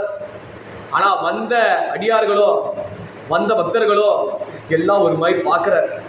ஐய இவ்வளோ பெரிய வீரனா இருக்கேப்பா நீ ஏம்மா உன் மனைவிக்கு கொடை தூக்குற? உனக்கு தானேப்பா கொடை தூக்கணும். பெரிய பலிஷ்டரா இருக்க, உனக்கு தானேப்பா மரியாதை பண்ணணும். ஏன்பா மனைவிக்கு நீ அடிமையா இருக்க அப்படின்னு எல்லாரும் போக வரவன் அவன் கமெண்ட் அடிச்சுட்டே போறா. அப்புறம் எம்பெருமானார் பக்தர்கள் வர தனுர்தாசர தரிசனம் பண்றதுக்கு. அவ இப்படி போய் பார்த்தா சில பேர் சிரிக்கிறா, சில பேர் மூக்க மூடுறா.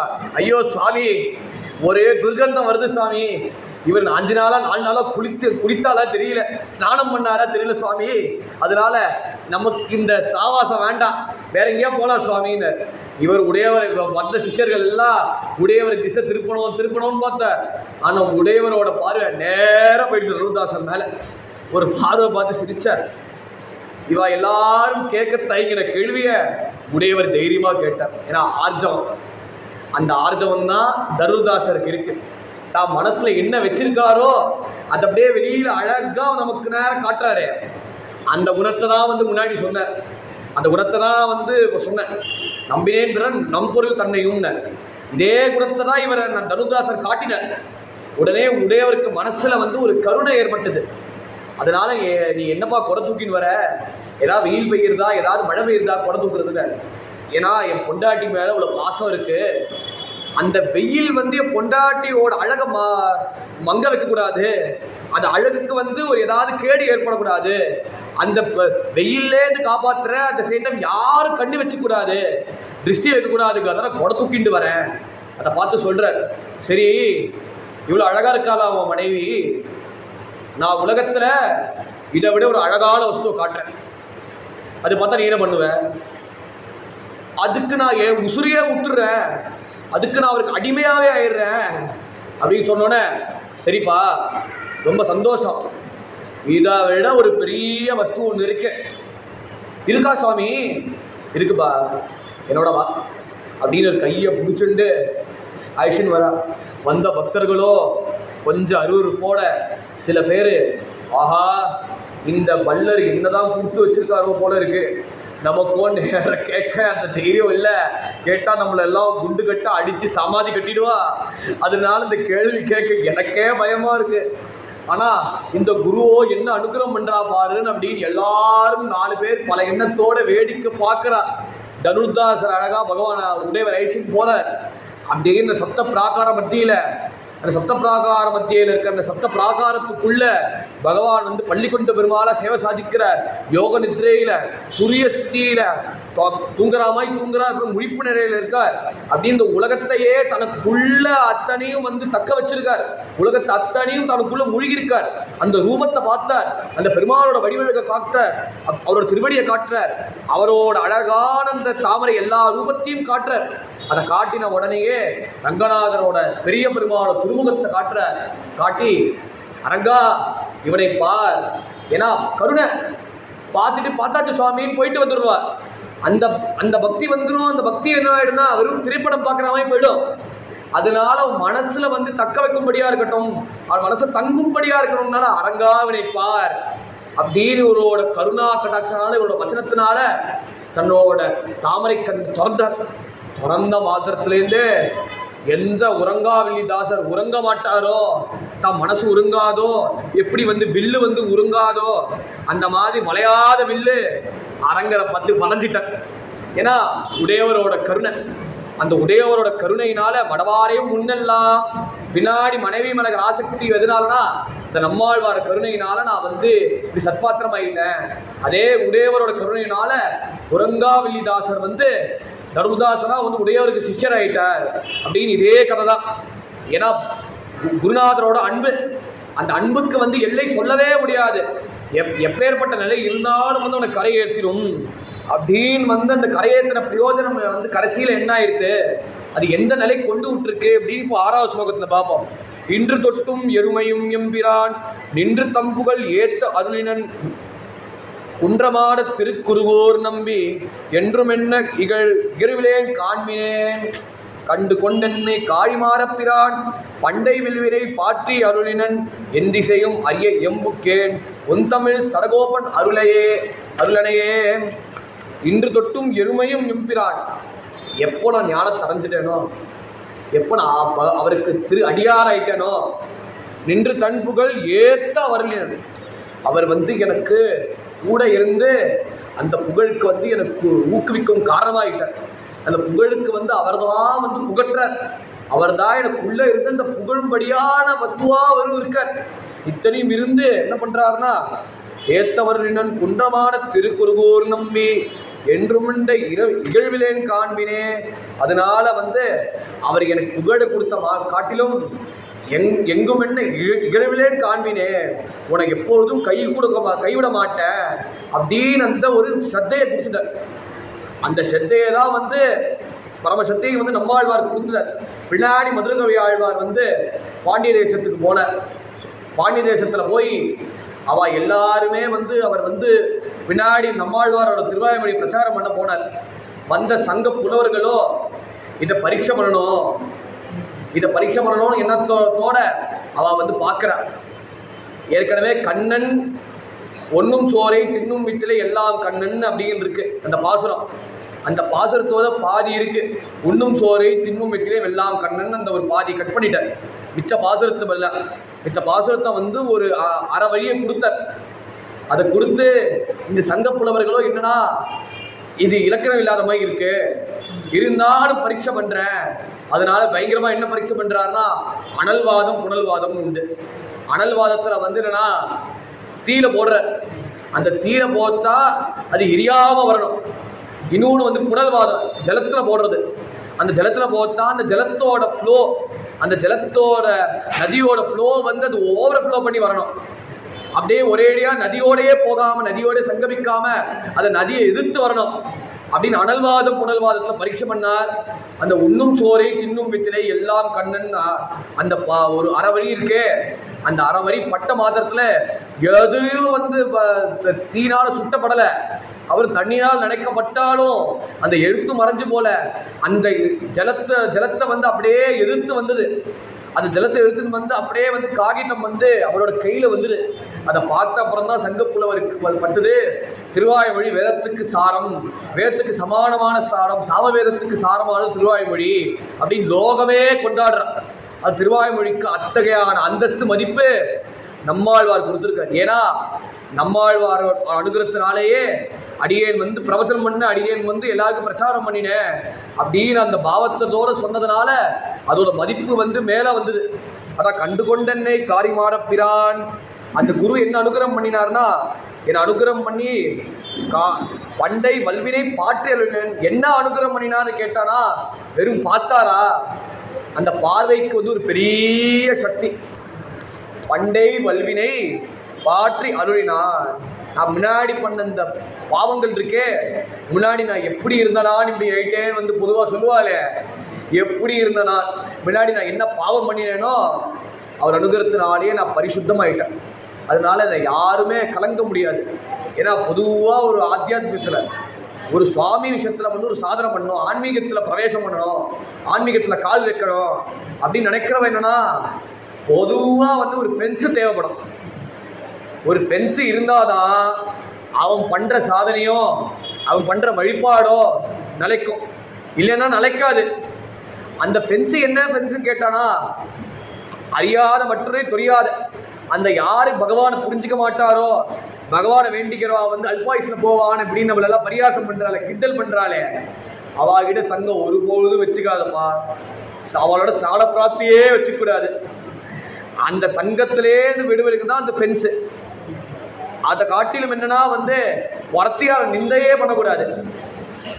அவள் வந்து சீரியல் பார்த்தா, சினிமா பார்த்தா, எதை பார்த்தாலும் இருக்கட்டும், நம்ம எதுக்கு பிறந்திருக்கோம்? நம்ம சுவாமியை புரிஞ்சுக்கணும். ஏன்னா நம்மளும் வந்து அப்படியே 10,000 வருஷம் இருந்துட போகிறது இல்லை. நமக்கும் உசுறு உண்டு, நமக்கும் மரணம் உண்டு. சாவு எல்லாருக்கும் பொது.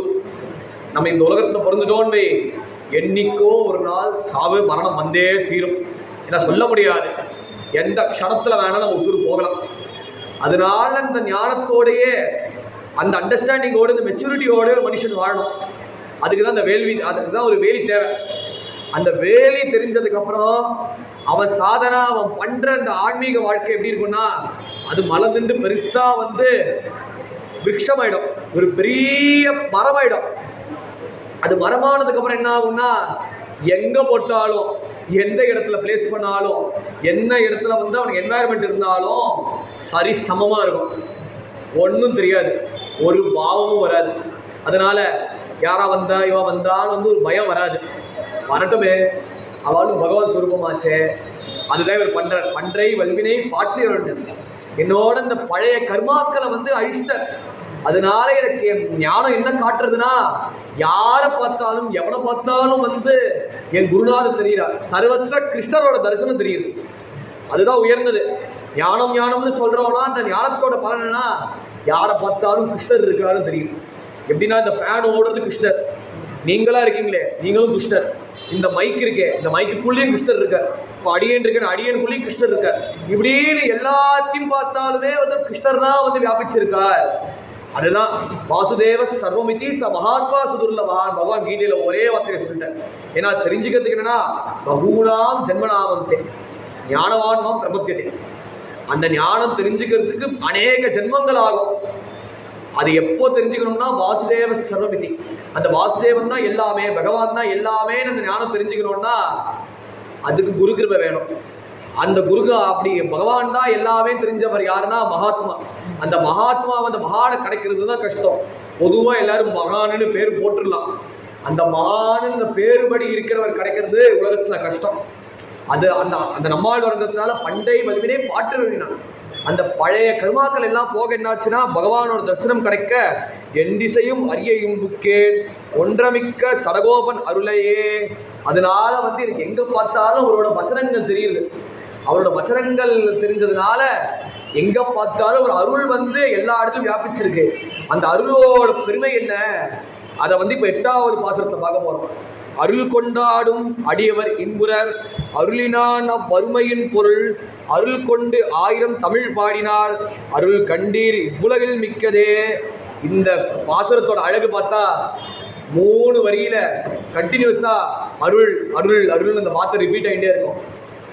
பொதுவாக ஒரு வார்த்தையை ரிப்பீட் பண்ணிட்டோன்னு அதுக்கு வந்து சம்ஸ்கிருதத்தில் என்ன சொல்லுவான், பிரத்யவாயு தோஷம்னு சொல்லுவான்.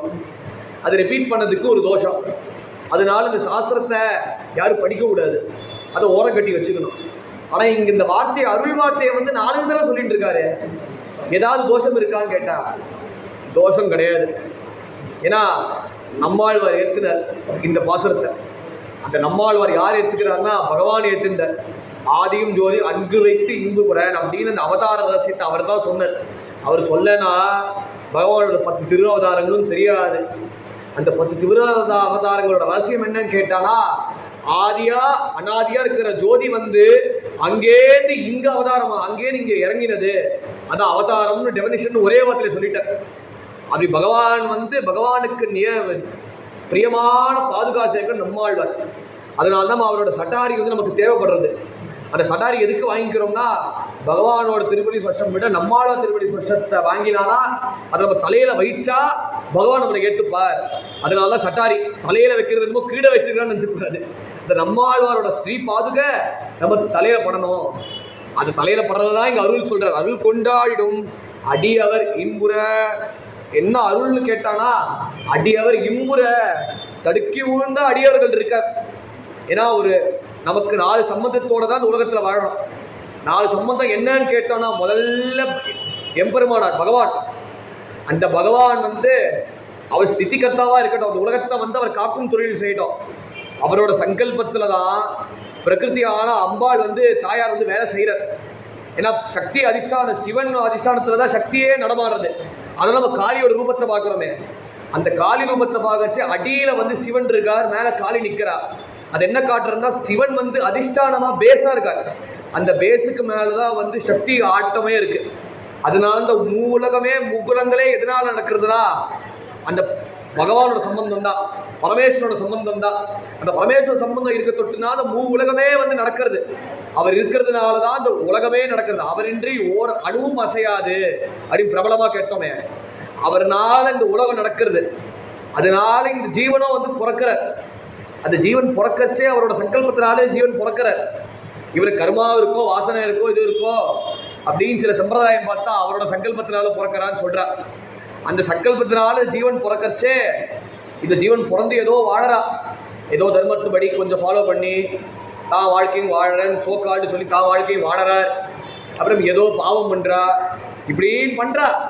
இப்படி உலகத்துல வந்து வேவாடா நான்சலண்டா எதுக்கும் கவலைப்படாம இருக்க. என்னமோ நான் 10,000 வருஷம் 1,00,000 வருஷம் வாழ போறோம் போல இருக்கு அப்படின்னு தைரியமா உலகத்துல வாழ்ந்துட்டு இருக்கு. பின்னாடி என்ன கான்சிக்வன்ஸ், பின்னாடி என்ன விளைவு அப்படி தெரிஞ்சுக்காம வாழறான். சரி, ஏதோ யாரோ 10 பேர் சொன்னா சுவாமியை பிடிச்சுக்கோவா சரியா போயிடும், அதுக்கு ஏராளமா பரிகாரம் பண்றா. சுதர்சன ஆழ்வார் சுத்துறாரோ தெரியல, அந்த சுதர்சன ஆழ்வாரை பார்த்து 100 சுத்து சுத்துறார், மண்டை சுத்தும்படியா சுத்துறாரு அவர். சுதர்சன ஆழ்வாரை பார்த்து இப்படின்னு சுத்தி ஏதோ வந்து பகவானுக்கு மேல ஒரு கொஞ்சம் பக்தி வந்து, சுதர்சனா நீ சுத்துறையோ இல்லையோ என் வாழ்க்கையை நல்லபடியா சுத்த வச்சு, என் வாழ்க்கையை நல்லபடியா வாழ வச்சு எல்லாம் உனக்கு இருப்பேன், அதுக்குன்னு அவருக்குன்னு ஒரு அபிஷேகத்தை போட்டுருவேன் பக்தியில. ஆனா அந்த பகவான் வாங்கிக்கிறான். அந்த பகவான் வாங்கிக்க அவளை வந்து சுவாமி பக்கத்துல திரும்புறானோ இல்லையோ பகவான் ஏத்துப்பாரோ இல்லையோ ஏத்துக்க மாட்டார். ஏன்னா இவன் பாவம் பண்ணவன், இவன் கர்மா பார்த்தா, இவன் பேலன்ஸை பார்த்தா பாவம் நிறைய அதிகபட்சம் பண்ணியிருக்கார். இவன் பாவம் பண்ணதால பக்கத்துல சேர்க்க மாட்டேன். ஆனா அதையும் வந்து பகவானை கன்வின்ஸ் பண்றதுக்கு ஒருத்தர் வேணும். யாருன்னா அகர்களில் இளையும் என்று அலர்மேல் மங்கை உரை வாழ்வார், அலமேல் மங்கை வருவார், தாயார் வருவார். அந்த தாயார் வந்து பெருமாள்கிட்ட வந்து சொல்வார், நம் குழந்தையாச்சே நம்ம பக்கத்துல சேர்க்கலாமே. எப்படி சீதை வந்து காகாசுரனை வந்து சரணாகதிக்கு வந்து காரணமாயிட்டாரோ, இப்போ காக்கா உசுரோடு இருக்கிறதுக்கு காரணமே யாருன்னா சீதம்மா தான். அவர் சீதம்மா காலில் வந்து ஊந்து ராமர் காலில் ஊந்துட்டார், ஏதோ திரும்பி ஊந்துட்டார். ஆனால் சீதம்மா தான் அந்த திரும்பின சரீரத்தை வந்து பகவானை வந்து சரணாகதி பண்ணும்படியா பண்ண. ஏன்னா சீதம்மாவோட அனுகிரகம் தான். இங்க தாயாரோட அனுகிரகத்தினால கடைக்கன் பாவையினால பகவான் மேல பக்தி வந்து ஸ்திரமா ஏற்படுறது இந்த ஜீவனுக்கு. பகவான் ஏத்துக்கிறானோ இல்லையோ, அவர் கட்டாட்சப்பட்டதுனால எந்த செல்வத்துல வந்து இவன் தவிச்சுட்டு இருக்கானோ, அது தரித்திரனா இருக்கானோ, செவிச்செல்வமான பகவத் பக்தி வந்து தாயார் அனுகிரகத்தான் கிடைச்சது. இவன் எப்படி பக்தி பண்றான், சரியா பண்றானா தவறா பண்றானா, அதுக்கு ஒரு பாகவதர் தேவைப்படுது. அதான் அடியார்கள். அந்த அடியார்கள் வந்து நமக்கு ஒரு மார்க்கத்தை காட்டுறார். அந்த அடியார்கள் மார்க்கத்தை காட்ட காட்ட என்ன காட்டுறாருன்னா, இப்படிதான் பண்ணணும், இதான் பద్ధதி, இதான் கிரமம், இப்படின்னு ஸ்டெப் பை ஸ்டெப்பா காட்ட உடனே அந்த ஜீவனுக்கு வந்து மனசுல வந்து ஒரு நிறைவு ஏற்பட்டது. பகவான் நினைக்கிறது ஒத்தனே இந்த மார்க்கமே, இந்த வழியே போதும் அப்படின்னு நிறைவோட சுவாமியை வேண்டிப்பார். அந்த வேண்டின மாத்திரத்துல கடைசியில வந்து அதுலயே சஃலமானோம்னா என்ன வேணும்னா ஆச்சாரிய சம்பந்தம் வேணும். அந்த மார்க்கத்துல சஃலமாகிறதுக்கு ஆச்சாரியன் சம்பந்தம் கிடைச்சா அப்போதான் பகவானே நேரம் கிடைப்பார். எப்படி திருக்கட்சி நம்பிக்கை சரித்திரத்துல பார்த்தா அவர் பெருமாளுக்கு வந்து விசிறி வீசினார். அவருக்கு வயசாயிடுறதுக்கு பின்னாடி காஞ்சி வரதர்கிட்ட கேட்குற, சுவாமி எனக்கு வயசாயிடுச்சு சுவாமி, பிடி பசி மூப்பு தும்பும் ஆதலால் பிறவி வேண்டேன் அரங்கமான அருளாலேன் அப்படின்னு திருமாலை பாடினான். அதில் வந்து வயசாயிடுச்சு, பசிக்கிறது, இதுக்கு மேலே உலகத்தில் இருக்கணும்னு ஆசை இல்லை, அது சுவாமி மோட்சம் வேணும் சுவாமின்னு. சரிப்பா, மோட்சம் நான் கொடுக்க முடியாது, நீங்கள் விசிறினர் தேவரையும் நீங்கள் விசிறினர், அந்த விசிறினதுக்கு அனுகிறதுனால நான் உங்கள்கிட்ட பேசினேன், அதோடு சரியாக போச்சு. எனக்கு மோட்சத்தை கொடுக்குறோம், மோட்சம்ங்கிற சாவி கொடுக்குறோம்னா ஒரு ஆச்சாரியனை நாடணும். சரி, எங்களுக்கு ஆச்சாரியம் கிடைப்பாரா? நிச்சயம் கிடைப்பார் சுவாமி. அதே இப்படி கேள்வி கேட்குறேன். ஸ்ரீரங்கத்துக்கு போ, அங்கே பெரிய நம்பிகள் இருக்க, அந்த பெரிய நம்பிகள்கிட்ட போய் நீ கேளு, பெரிய நம்பிகளோட சம்பர்க்கம் ஏற்பட்டால் ஒழிய உனக்கு மோட்சம் கிட்டும். அவர் சொன்னதுக்கு அப்புறம் தான் வயசான கட்சி திருக்கட்சி நம்பிகள் எங்கேயோ பூவிருந்த வழியில் இருக்க, சென்னையில் இருக்க, பூவிருந்த வழியிலேருந்து நடந்து திருவரங்கத்துக்கு வந்த தான் முகத்தை மறைச்சுண்டு தான் வந்து திருக்கட்சி நம்பிகள் வெளியில காட்டாமே பெரிய நம்பிகள் அப்போதான் அம்மா மண்டபத்தில் ஸ்நானம் பண்ணினர். ஸ்நானம் பண்ணி எப்படியும் வெளியில வர அனுஷ்டானங்களை முடிச்சுட்டு இவர் என்ன பண்ணார்னா, இவர் வந்து குதிரை வண்டி எடுத்திருந்தார், தான் முகத்தை மறைச்சிட்டு தேவரீர் மாறும் அப்படின்னு சொல்லி வந்தார். அவர் ஐசன் வந்து அவர் ஆற்றுக்கு கொண்டு விட போனார். கொண்டு விட போறச்சு இந்த பெரிய நம்பிகளோட பொண்ணு இருந்தா, அத்துலாயின்னு பேர், அவ்வளோ சின்ன பொண்ணு. இப்படின்னு அவரோட கண் பார்வையை திருமணம் பார்த்தா அடி அவருக்கு மேமறந்து போயிட்டார். பார்த்து நம்ம கட்சி நம்பிக்கையாச்சே அவருக்கு வந்தாரே அப்படின்னு பார்த்த உடனேயே இருந்த திருக்கட்சி பெரிய நம்பிகள் வந்து கீழே விழுந்து அப்படியே இறங்கி ஒரு காலை வந்து நமஸ்காரம் பண்ண, சுவாமி அவசாரம் பண்ண சுவாமி, நீங்க எப்படி சுவாமி சேவை செய்யலான்னு. இருக்கட சுவாமி, நான் தான் உங்களுக்கு சேவை செய்யணும் அப்படின்னு தான் ரகசியத்தை கதையெல்லாம் சொன்ன.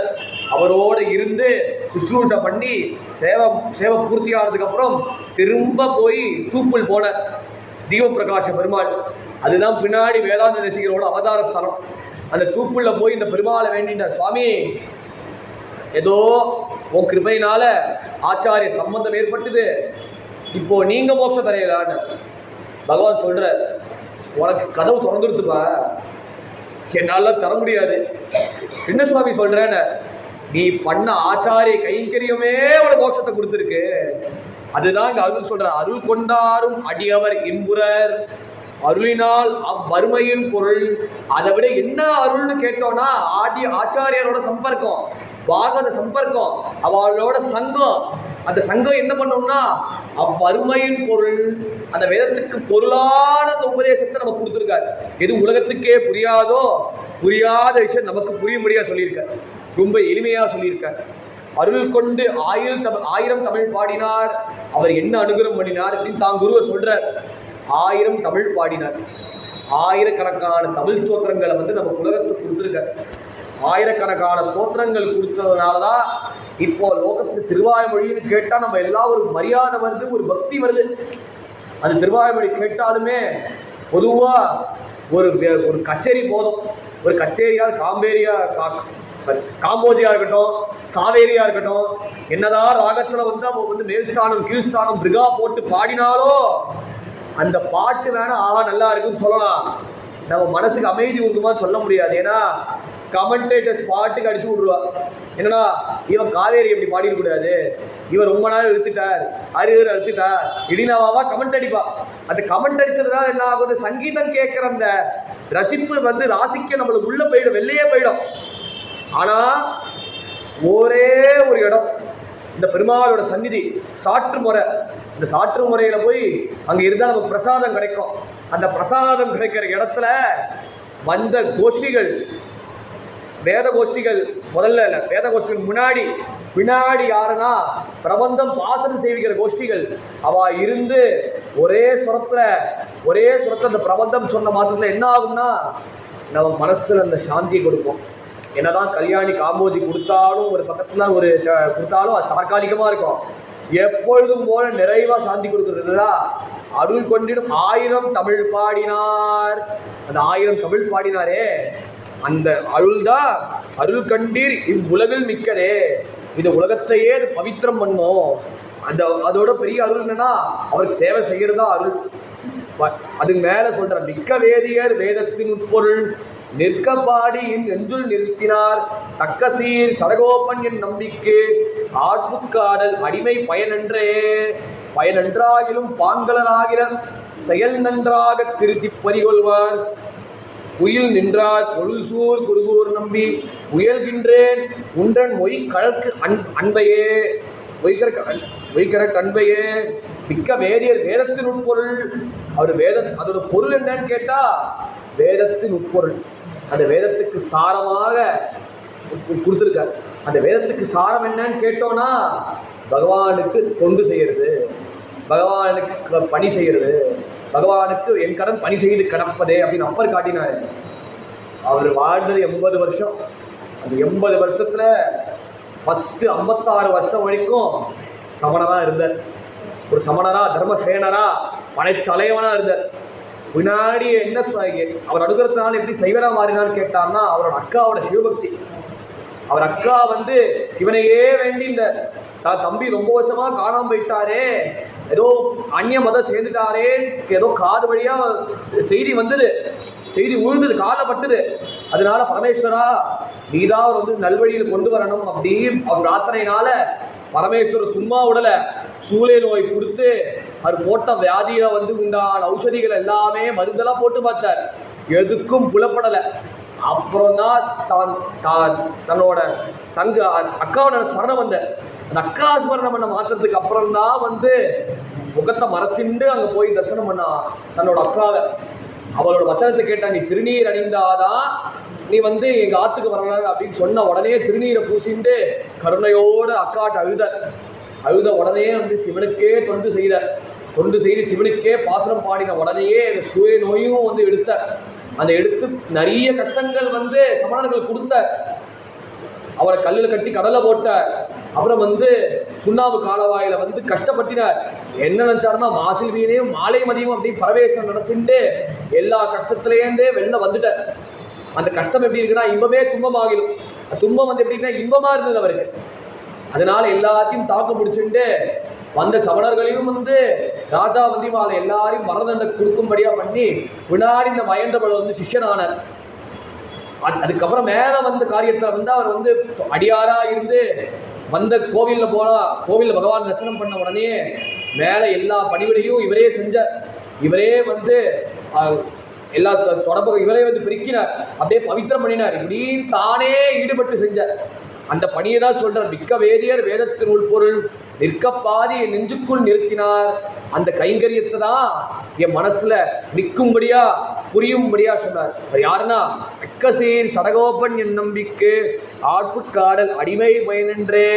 அவர் என் உபதேசத்தை கண்டிச்சு சொல்லாம பிரியமா சொன்ன மாத்திரத்தினால அந்த பிரியத்துக்கு நான் அவருக்கு அடிமையாயிட்டேன் அப்படின்னு பிரார்த்தனையில மேல பயனென்றாகிலும் பாங்கலராகிலும் சொல்றார்.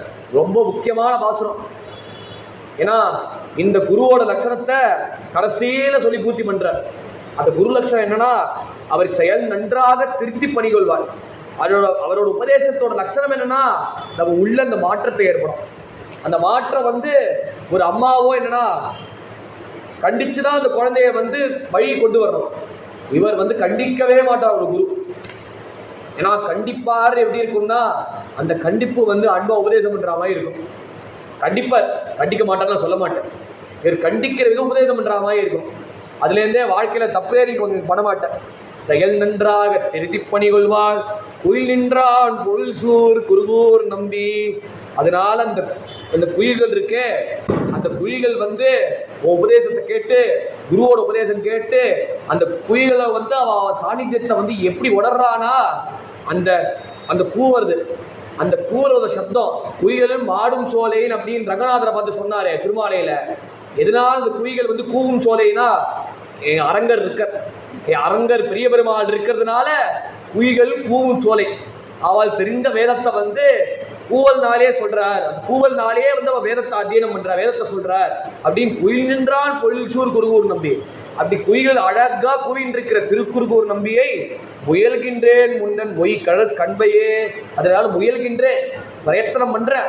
அந்த பிரயத்தனம் பண்ணி உன் அன்பை நான் எப்படி வாங்கிக்கிறது, அன்பை வந்து நீ காட்டுற அன்பை நான் எப்படி அனுபவிக்கிறது, நீ காட்டின அன்புனாலே வந்து என் வாழ்க்கையில் எப்படி நடைமுறையில் கொண்டு வருது அப்படின்னு நான் யதாசக்தி கடைபிடிக்கிறேன் அப்படின்னு சொல்லி கடைசியில் பலஸ்ருதியை சொல்றார். அன்பன் தன்னை அடைந்தவர்க்கெல்லாம் அன்பன் தென்குருகூர் நகர் நம்பிக்கை அன்பனாய் மதுர கவி சொன்ன சொல் நம்புவார் பதி வைகுண்டம் காண்பினேன். அதனால இங்க சொல்றார், அன்பனாய் மதுர கவி சொன்ன சொல் நம்புவார் பதி. இதை நல்லா கெட்டியா பிடிச்சுக்கோங்க, இதை வந்து கணத்தை சத்தையா நம்புங்கோ அப்படின்னு நமக்கு அஷூரன்ஸ் கொடுக்குறார். என்னன்னா அன்பன் தன்னை அடைந்தவர்க்கெல்லாம் அன்பன். முதல்ல அந்த பெருமாளை சொல்ற. அந்த பெருமாள் யாருன்னா, யாராவது பக்தர்கள் வந்தா உடனே அன்பை வந்து வாரி கொடுப்பார். அந்த அன்புக்கு வந்து இவர் அடிமையாயிடுவார். அந்த அன்புக்கு அடிமையான பகவான் வந்து யாருக்கு அடிமைனா, என்னோட அன்பனான நம்மாழ்வாருக்கு அடிமையாயிட்டார். தென்குருகூர் நகர் நம்பிக்கை அத்தகையான அந்த பகவான் வந்து நம்மாழ்வார் நம்பி ஆயிட்டார்.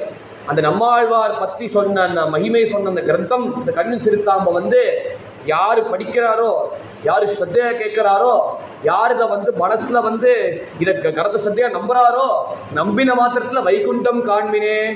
அதுவே நமக்கு வந்து வைகுண்டம் காட்டிடும். வைகுண்டம் எங்கன்னு கேள்வி கேட்டா எங்கேயும் இல்லை, குரு இருக்கிற இடமே வைகுண்டம். வைகுண்டம் வந்து நம்மளை தேடி வருவோம் அப்படின்னு சொல்லி இந்த அருமையான கண்ணின் சிறுத்தாம்பு இதோட பூர்த்தியாகுது. இதோ கேட்ட பலன் எல்லாருக்கும் வைகுண்டம் உண்டாகும் அப்படின்னு சொல்லி இந்த சத்சங்கத்தை முடிக்கிற எல்லாருக்கும் வந்த சோத்தாக்களுக்கும் நான் நன்றியை தெரிவித்து இந்த சத்சங்கத்தை பெருமாள் திருவடி சமர்ப்பணம் பண்ணி பூர்த்தி பண்ணுறேன். கோபிகா ஜீவனஸ்மரணம் கோவிந்த கோவிந்த சத்குரு சுவாமினா ஜெய். ஆழ்வார் திருவடிகளே சரணம், மதுர கவியார் திருவடிகளே சரணம், அரியேன் சரணம்.